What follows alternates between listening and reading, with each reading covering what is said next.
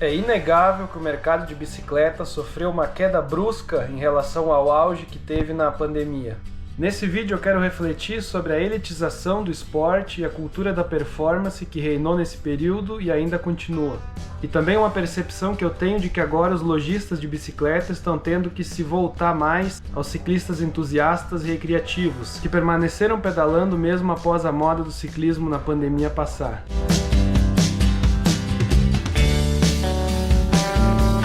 Bom, hoje eu tô gravando num formato que não é o meu preferido, em casa, né? Eu preferia estar gravando pedalando, conversando com vocês. Porém, infelizmente a minha bicicleta tá na revisão e o pessoal lá tá bem enrolado para me devolver ela. Inclusive, essa situação me fez pensar seriamente em investir em ferramental para poder fazer a revisão. Mas indo para a pauta do vídeo, essa situação do mercado de bicicletas está em crise, já é bastante abordado aqui no YouTube por outros canais, né?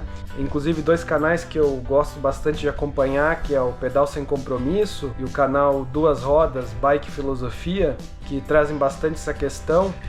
Então eu não vou entrar no contexto mais amplo, mas em algumas percepções que eu tenho em relação à ponta disso, que toca o consumidor, né, que é a relação entre o lojista e as pessoas que consomem bicicleta e peças de reposição e acessórios. Mas dando assim um contexto sobre o que a gente viu na pandemia, o que eu vi de forma mais específica aqui na minha região, é que tu entrava em uma loja de bicicleta e tu dava de cara com um deslumbramento, tanto por parte dos consumidores, né, dos clientes que enchiam essas lojas nesse período e ficavam olhando aquelas bicicletas caras de carbono, full suspension, que lotavam as vitrines, e também o deslumbramento nos olhos dos vendedores, né, dos lojistas. Tinham vendas muito expressivas, era todo dia a gente via as lojas de bicicleta postando, né?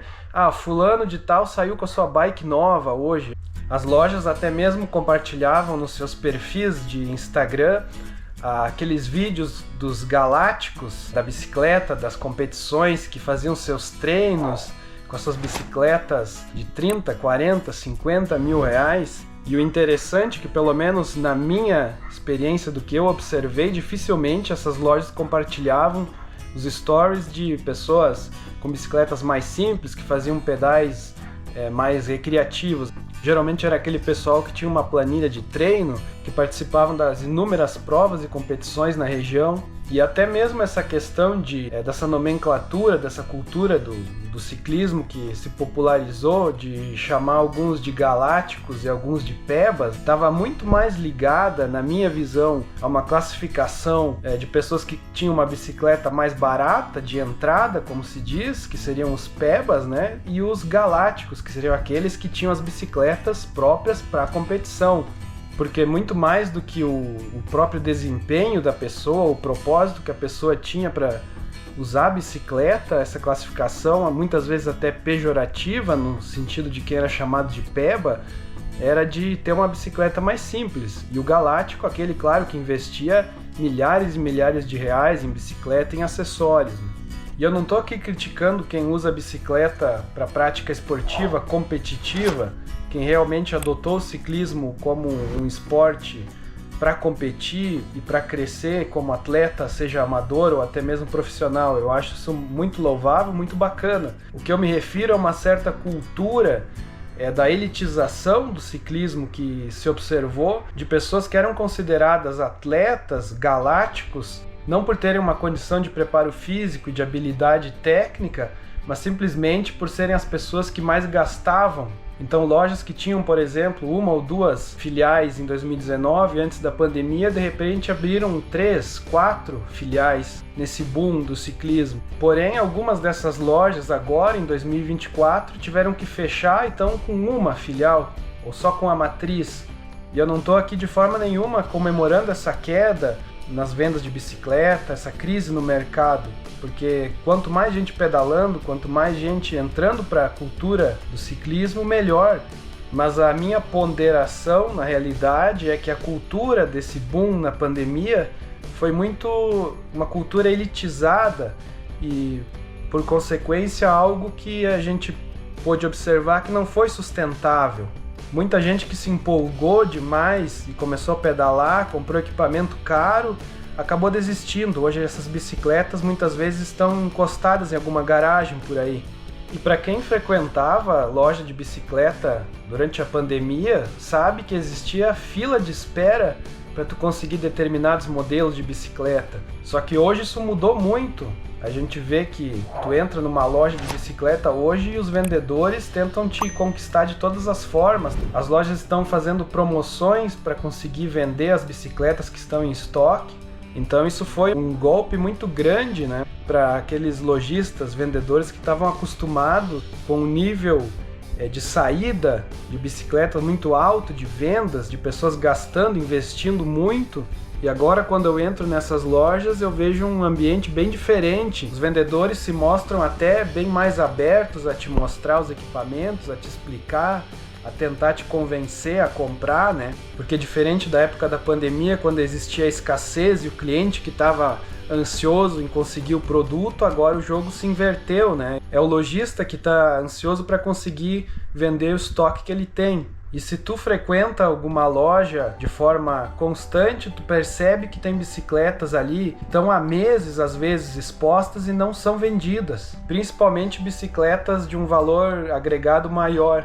Inclusive, se você passou por algo parecido, tem alguma experiência relacionada a esse tema para compartilhar, deixa aqui nos comentários. Há algum tempo mesmo, eu estava numa loja de bicicletas e os vendedores me ofereceram uma bicicleta de um valor que é bem mais alto até do que a minha atual bicicleta, e eles me passaram todas as informações técnicas, sempre ressaltando como ela seria boa para performance, para melhorar a velocidade média do meu pedal, como ela teria mais rolagem e como ela me traria mais velocidade nas descidas ou nas subidas, né? De fato, eu não discordo que essa bicicleta seria melhor em alguns aspectos do que a minha, que ela teria tecnologias mais avançadas, só que talvez esse argumento da performance e do uso para competição já não seja mais tão apelativo. Por exemplo, para mim não é apelativo, não é algo que me cative isso.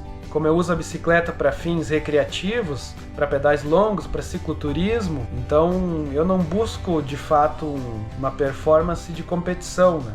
Eu não digo que algum dia eu não vá trocar minha bicicleta por alguma de um valor um pouco superior se me apresentassem uma proposta que fosse muito vantajosa, ou seja, se o custo-benefício seria interessante. Porque o fato é que quanto mais tu sobe na escala de valor de uma bicicleta, mais tu tem que investir para conseguir ter um ganho real, perceptível em qualidade no teu pedal. Especialmente se tu não é um atleta que tem uma rotina de treinos regrada, que faz realmente a rotina de quem compete. E eu já pude observar pelos comentários nos primeiros vídeos que eu postei aqui no canal, que muita gente tem essa mesma visão que eu. Muita gente começou a pedalar, já tem um bom equipamento, um equipamento que atende e não está muito suscetível a essas estratégias de venda que o mercado da bicicleta desenvolveu na pandemia e ainda insiste em oferecer. E para encerrar a reflexão aqui, na minha visão, a solução para o mercado de bicicletas não é a elitização do esporte como tem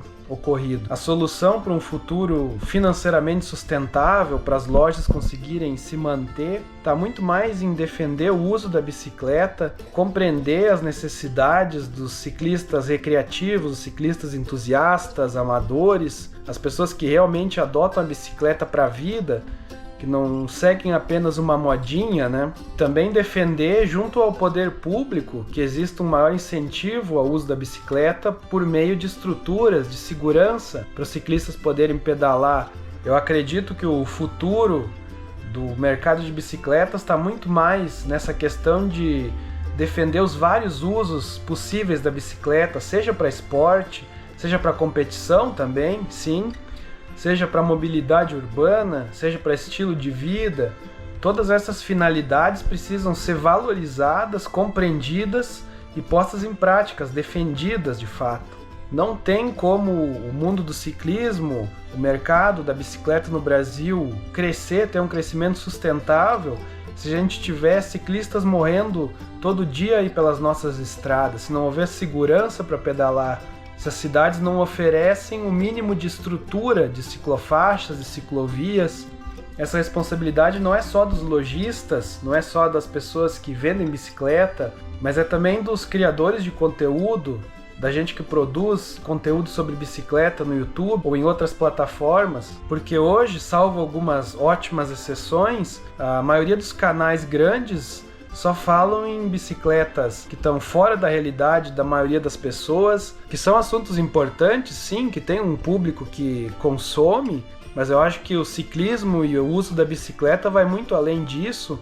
E a gente que fala de bicicleta, fala de ciclismo, tem essa obrigação e essa responsabilidade de defender o uso mais amplo da bicicleta. Então essa era a reflexão que eu queria passar hoje. Se você gostou do vídeo, deixa o seu like.